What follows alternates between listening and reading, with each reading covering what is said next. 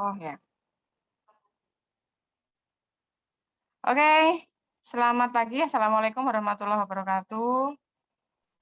Waalaikumsalam warahmatullahi Selamat wabarakatuh. pagi. Waalaikumsalam warahmatullahi wabarakatuh. Good morning, ladies and gentlemen. I hope you are a good condition. Firstly, I want to say thanks to our God that give us health and prosperity and in good condition, so we can together in here. Thank you very much for your coming in this room.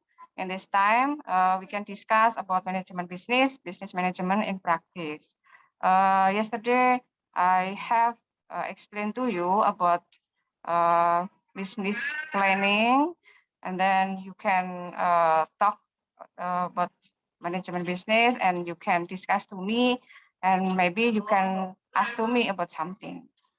Oke, dalam manajemen bisnis itu adalah planning. It's very important for us. Jadi planning itu adalah segala sesuatu yang memang kita harus siapkan ya untuk bisa menjadi businessman, business girl, kita harus mempersiapkan itu. Siapa mungkin yang mau menjelaskan apa itu perencanaan bisnis? Coba tadi siapa ya yang mau menjawab? Mungkin pengalaman Anda di lapangan seperti apa? Perencanaan dalam memulai bisnis, kita sebaiknya harus merencanakan dari awal agar hasil bisnisnya nanti dapat maksimal, Bu. Kalau saya menjalani bisnis ini kan baru memulai, Bu. Saya ini bisnis sesuai dengan passion saya, yang saya sukai apa. Saya ini akan menjual sebuah menu paket geprek gitu, Bu, serta nasinya. Karena saya juga sering membeli geprek. Jadi apabila saya menjalankan bisnis tersebut, mungkin nanti saya dapat enjoy saja melakukan bisnis itu, tidak ada beban bagi saya, Bu. Dan saya berharap bisnis saya dapat menghasilkan hasil yang maksimal gitu, Bu. Oke, Mbak Anastasia, itu sudah mentalnya sudah kuat ya, tidak ada gengsi, tidak malu, pokoknya all off, ya, all out semuanya harus disiapkan dari awal. Karena kalau itu memang hobi, kesukaan kita, apapun tantangannya, apapun rintangannya, pasti itu ada jalan. Seperti kita mau skripsi itu ya, kita mencintai skripsi, apapun akan kulakukan untuk skripsi saya. 4 bulan, 6 bulan, 5 bulan selesai, nanti sudah. Mungkin ada yang punya pendapat lain. Tadi Mbak Anastasia tentang geprek, karena suka geprek, karena kita kegiatan sehari-hari makan geprek, kemudian suka bagaimana membuatnya juga mudah, di YouTube juga banyak, akhirnya dipraktekkan, akhirnya menjadi sebuah wirausaha baru, gitu ya. Nah, mungkin ada yang lain cerita sedikit bahwa kita memang merencanakan itu dari segi rencana anggaran biayanya harus disiapkan dulu, kemudian kita mau jualannya di pinggir jalan, di warung, atau kita sewa, atau kita jualan di rumah, nah itu semuanya harus dipikirkan dulu ya. Kalau di pinggir jalan kita sewa, mungkin sewanya 1 tahun 5 juta. Nah, itu cukup nggak uangnya untuk sewa? Bagaimana biaya operasionalnya, biaya overhead-nya, biaya untuk listriknya, biaya transportasi misalnya, atau biaya untuk marketingnya, atau biaya yang lain. Nah, itu perlu diperkirakan. Tapi kalau misalnya masih pemula, itu semuanya bisa dikerjakan sendiri di rumah tanpa harus menyewa, asalkan rumah kita sudah di setting di Google Map. Ya, misalnya ini anak saya suka es krim. Tadi Mas Firnanda itu mau jualan es krim. Mas Firnanda posisi di mana? Saya mau beli es krim. Oh, saya lagi Mas Firnanda tadi di mana rumahnya ya? Solo nggak ya? Kalau Solo nanti saya pesan deh. Mas Firnanda di mana ya? Halo? Aduh, ke Pak Keramat jauh ya. Harus ada ongkirnya kali ya. Oke, mungkin kapan-kapan bisa kita pesan. Nah, misalnya es krimnya rasa apa? Buah mangga, mungkin ada rasa melon, ada yang coklat, ada yang kayak di itu ya, di Campina, di Walls itu, nah mirip itu. Kalian bisa membuat produk yang mirip-mirip itu, kemudian rasanya juga dibuat yang yang seger-seger gitu ya, Mas Fernanda. Mungkin ada yang jualan daster. Saya juga mau dong beli daster, harganya nanti didiskon ya kalau beli banyak. Nah, itu nanti kalau misalnya itu rumahmu ada di Google Map, pasti itu akan terdetek oleh Mas Grab dan Mas Gojeknya atau Shopee gitu ya. Nah, itu selain perencanaan anggaran biaya, letak lokasi, juga target pasar. Nah, siapa yang tadi tanya ya tentang target pasar ya? Nah, bagaimana target pasarnya? Nah, bagaimana kalau buat es krim itu targetnya siapa? Pasti anak-anak TK, anak SD, kemudian saya pun juga suka, anak-anak kuliah pun di bawah kuliah juga oke ya. Nah, itu targetnya semua umur kalau nggak salah kalau ini ya, apa namanya? Es krim. Kalau daster mungkin ibu-ibu gitu ya. Kemudian Permaja Putri. Buat daster lah yang ini kayak punyanya istrinya Bensu itu loh. Ya dia kemana-mana pakai daster tapi tetap cantik ya. Itu yang dibuat apa untuk anak muda gitu ya. Nah, ada lagi tadi yang membuat apa ya, pisang karamel, pisang coklat. Nah, cara pengemasannya juga harus yang bagus. Jangan sampai kelihatan kotor, kelihatan apa ya, coklatnya rusak, kejunya juga rusak, jangan ya. Jadi harus dikemas yang rapi, biar nanti yang beli juga tertarik seperti itu. Oke, ada yang mau bertanya tadi? Kayaknya ada yang mau bertanya selain target pasar ya, kayak tadi siapa ya, Mas Wisnu Jadi atau saya Mbak mau siapa? tanya, Bu. Oh ya, Mas Wisnu, silakan. Mas Wisnu membuat apa ini? Mau tanya apa? Buat keripik singkong, Bu. Oh, keripik singkong. Mungkin ada pertanyaan tentang keripik singkong itu apa ya? Pertanyaannya, bagaimana agar produk kita itu bisa lebih dipilih oleh pelanggan Oh, dibandingkan pesaing-pesaing kita itu? oh, biar kita bersaing dengan pelanggan, dengan pesaing kita. Nah, keripik singkong itu ada yang sudah ada mereknya, ada yang belum ya. Nah, kalau misalnya itu belum punya merek, jadi Mas Wisnu harus mencari bahan baku yang berkualitas dulu ya. Awal-awal itu harus cari yang berkualitas. Mungkin cari singkongnya di Tawangmangu, karena di sana itu adalah produk unggulannya Pak Yuliat Mono, Bupati Karanganyar itu adalah ubi. Ubi bisa ketela, bisa singkong ya. Nah, itu kamu cari dari sana. Kemudian bagaimana cara mengirisnya? Apakah pakai pisau atau dengan alat? Nah, mungkin ada teman yang punya alat, bisa pinjam alatnya, atau mungkin benchmark ke para pedagang keripik gitu ya. Bagaimana cara ngirisnya biar rapi, biar nanti kayak potato itu loh. Nah, kayak cipita potato itu, kemudian ada ketela, merek Kitela itu loh, Kitela itu. Nah, bagaimana? Kamu lihat tuh di ingredients-nya itu bahan-bahannya apa, Mas Wisnu? Oh, itu ternyata ada barbeque-nya, mungkin ada singkong apa bakar atau apa ya itu ya, rasa-rasa keju atau mungkin ada rasa asin, manis. Nah, itu kamu bisa melihat dari pesaing kita yang sudah volume penjualannya tinggi. Mereka yang sudah punya merek. Karena apa? Kalau sudah punya merek dan sudah terdaftar di BPOM, di Dinas Kesehatan, kamu nanti bisa menjual dengan mudah gitu Mas Wisnu. Ya. Jadi besok kalau misalnya keripik singkongnya itu sudah volume penjualannya tinggi, itu kalau dari Dinas Kesehatan biar dapat PIRT dan dari BPOM dan halal itu harus dipisah antara rumah tinggalnya Mas Wisnu dengan workshop untuk membuat keripik. Nah, tapi kalau masih awal-awal gini di rumah nggak apa-apa karena belum ada PIRT, belum ada apa namanya dari Dinas Kesehatan, BPOM-nya juga belum ada, expired date-nya juga belum ada. Nah, maka dari itu sekarang kita harus menjual yang lebih banyak lagi. Kalau volume penjualannya sudah tinggi, biasanya dari Dinas Kesehatan akan kunjungan ke rumahmu untuk melihat bagaimana proses pembuatannya, bersih enggak. Antara rumahnya Mas Wisnu dengan workshop untuk membuat itu harus pisah, enggak boleh bareng. Nah, nanti kalau udah pisah, itu biasanya dari BPOM akan mengeluarkan nomor PIRT dan juga BPOM-nya, kemudian di apa namanya harus ada halalnya ya karena halal MUI itu juga penting kalau kita sebagai muslim itu pasti akan melihat halal apa haram, jangan-jangan pakai minyak BB ya, nah takut nanti ya pada nggak jadi beli ya itu. Mungkin gitu Mas Wisnu, ada yang mau ditanyakan lagi? Baik, terima kasih, Bu. Oke, ada yang lain mungkin kira-kira? Saya Oh, Mbak Nisa Amalia silahkan.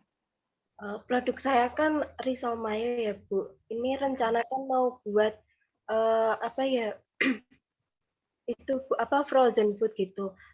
Bagaimana cara memilih target pasar yang tepat? Kan ada ya Bu, orang penjual itu asal memilih target yang penting luas gitu tempatnya, tapi tidak diperhatikan apa peluangnya apa gitu apa Target pasar ya. ya. Bagaimana Bu caranya memilih target tersebut? Oke. Risol mayo. Risol mayo itu biasanya kalau kita beli di roti Sabita, beli di roti kecil, atau beli di beberapa toko kue, itu biasanya memang ada risol mayo itu harganya sudah sekitar 2,5 sampai 3.000, Mbak. Kalau Mbak Nisa Amalia jualnya berapa? 2.000 Bu. 2.000. Oke. Jadi target pasarnya adalah untuk mereka yang biasanya meeting, Mbak.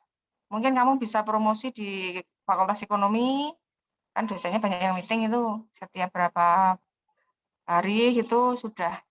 Ya, ini kurang 10 menit lagi untuk Zoom-nya.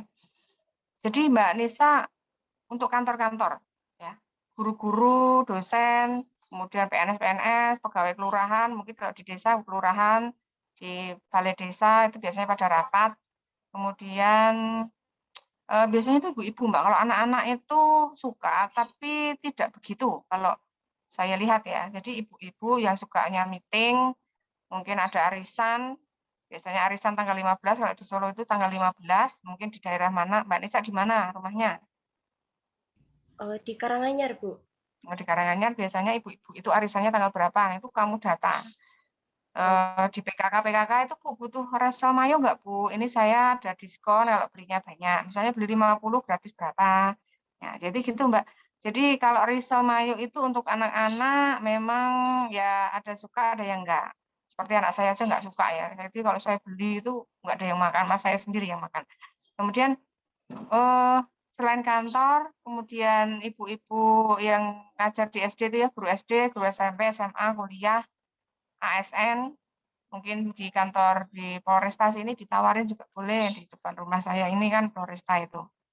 Nah itu mungkin kamu bisa tawarin ya. Jadi targetnya memang agak ini ya Mbak ya, mungkin setengah saya gitu ya. Mungkin remaja putri sama ibu-ibu yang biasanya meeting, biasanya kan mereka mesti nyari konsumsi.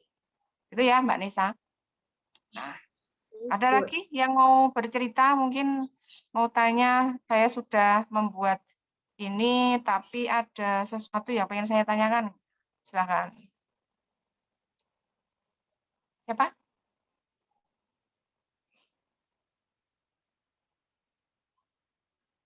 Ada lagi? Mbak Wulan Nur itu buat apa tadi? Buat Bu. Donat Apa? Lukumades. Buat donat. Oh, donat. Wah, saya suka Iya. ini. Rumahmu di mana ya? Barangkali saya Rumahnya mau di beli. Mojosongo, Bu.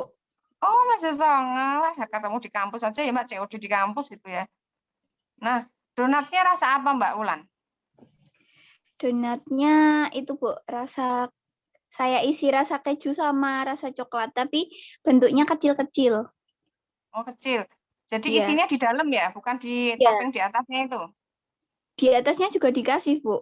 Oh, gitu. Ya, ya, ya. Satunya berapa, Mbak Wulan? Nanti saya bisa beli ya. Satu mikanya itu ada yang isi 4 sama yang isi 6, Bu. Soalnya kayak request gitu loh, Bu. Jadi Oh, ya, ya, ya. itu Oh ya. 4, 6 gitu sesuai. ya. Kalau 4 harganya berapa? 4. Kalau yang isi 4 itu 3.000, kalau yang isi 6 itu 5.000. Iya, Bu. Oh, Soalnya saya bahannya bisa borong ini. Iya, Mbak Wulannya. Siapa tahu nanti ya rumahnya di Solo atau mungkin kebetulan di Solo bisa COD di Manahan itu ya, di Patung Manahan itu. Nanti bisa ketemu saya. Bu, saya mau masar ke ini produk saya sebagai tugas kemarin. Kemudian saya jadi pengen memasarkan di Solo, boleh. Selain mungkin di waktu-waktu senggang nggak kuliah, kalian bisa berjualan. Oke, Mbak Wulan, nanti kapan-kapan saya mau pesen ya untuk yang rasa coklat. Coklat ada ya, coklat, keju, ya, Bu. kacang gitu ada? Kacang belum ada, Bu. Oh, belum ada. Oreo? Yang toppingnya Oreo itu ada nggak? Ada, tapi nanti tak cariin Oreo dulu, Bu. Oh ya, Oreonya itu ya Mbak, Oreonya itu di blender dulu. Di blender, toh.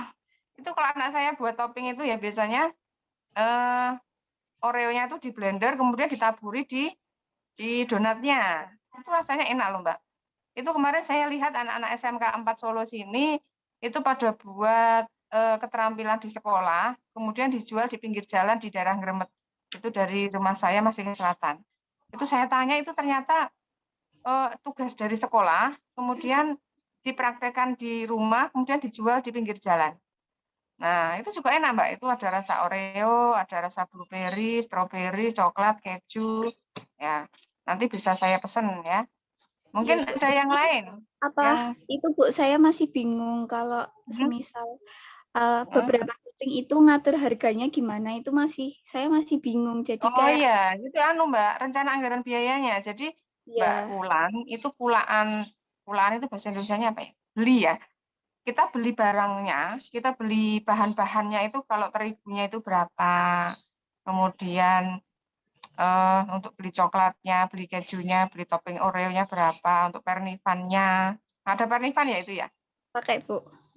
Nanti di total, kemudian biaya operasionalnya berapa. Nah, kalau sudah ketemu biaya operasionalnya, itu kamu bisa menentukan harganya. Nah, harganya Iya, berapa? Bu. Gitu. Itu kemarin itu kan baru saya hitung-hitung, jadi kayak masih murah banget gitu, kayak teman-teman bilang kalau itu murah banget kok, donat segitu masa harganya cuma 3.000 sampai 5.000, tapi alhamdulillah udah untung, Bu, udah ambil untung meskipun Untung. Oke. tapi mungkin besok ke depannya bisa saya naikin lagi gitu. Iya, betul. Ya, nggak apa-apa, Mbak. Jadi, mulai dari awal dulu seperti itu, harga murah dulu, kamu udah punya pasar, jadi nanti dinaikkan tapi jangan banyak-banyak. Yang penting sudah untung. Jadi, apa namanya, dari perhitungan-perhitungan itu, bahan-bahan bakunya berapa, kamu hitung biaya listriknya loh ya. Misalnya 1 bulan kamu listriknya berapa untuk ini membuat itu apa donatnya. 1 hari mungkin 1.000 apa 2.000 per harinya. Kalau itu 30 berarti kan 2.000 kali 30.000. Biasanya biaya listrik misalnya 60.000. Nah, itu perlu dikalkulasi memang. Waktu kemarin saya mendampingi Timus itu juga saya hitung bagaimana untuk freezernya. Misalnya kayak tadi ada yang Resol Mayo dalam bentuk frozen, itu juga dihitung biaya listriknya. Ya kan? Kamu kan nyimpennya di freezer. Nah, biaya listrik untuk kulkasnya kamu hitung misalnya 1 hari 5.000 atau 3.000. Jadi kamu sisakan 3.000 kali 30 itu kan udah berapa itu? 90.000 kan. Nah, itu kamu masukkan di biaya operasional. Kamu masukkan biaya operasional biasanya 1 bulan itu kamu 1 hari itu biayanya untuk membuat ini berapa? Membuat donat. Misalnya sehari itu butuh 50.000. Nah, otomatis kan kamu harus bisa mendapatkan uang lebih dari 50.000 itu. Ya enggak? Ya, untuk beli bahannya lagi, untuk bayar untuk beli coklatnya, beli topping Oreo-nya. Ya, itu ya Mbak Wulan. Nah, nanti kalau belum paham bisa WA ke saya untuk cara menghitungnya ya. Penentuan harga itu memang juga tidak mudah. Terlalu murah juga, kok murahan? Ya, kok terlalu mahal? Enggak ada yang beli ya kan. Tapi murah aja udah ada yang beli kan. Nah, itu sudah untung buat Mbak Wulan, ya kan. Jadi itu sudah bagus ya. Jadi nanti tinggal pengemasannya, kemasannya Iya, Bu. dibuat kayak di SMA 5 itu kan ada donat kentang itu. Dan itu dia sudah punya PRT dan BPOM. Nah, kalau kamu sudah ini sudah terkenal, sudah banyak pembelinya, nanti diurus untuk PIRT dan BPOM-nya. Ya, jangan lupa expired date-nya ya, berapa hari gitu. Oke, ada yang lain mungkin sebelum Zoom-nya berakhir? Terima kasih, Bu. Ya Mbak Ulan. Ada yang lain?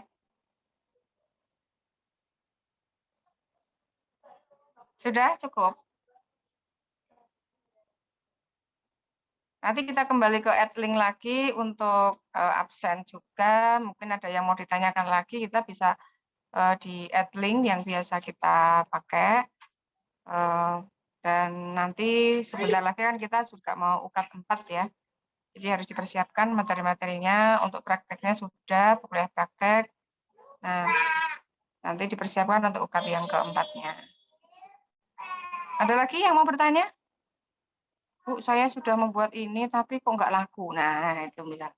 Kendalanya di mana? Jangan-jangan saya membuatnya kurang higienis, jangan-jangan membuatnya kurang, ini apa namanya, kualitasnya kurang, bahan bakunya. Mas Firnanda buat es krim udah laku berapa kira-kira, Mas? Halo, Mas Firnanda. Es krimnya udah laku berapa? Es krimnya udah laku belum itu? Atau di Maam sendiri? Sudah. Oh, sudah. Sudah dapat berapa, Mas? Jangan-jangan, waduh, Bu, tak taruh freezer, diambil adik saya, Bu. Waduh, saya nggak jadi beli ini.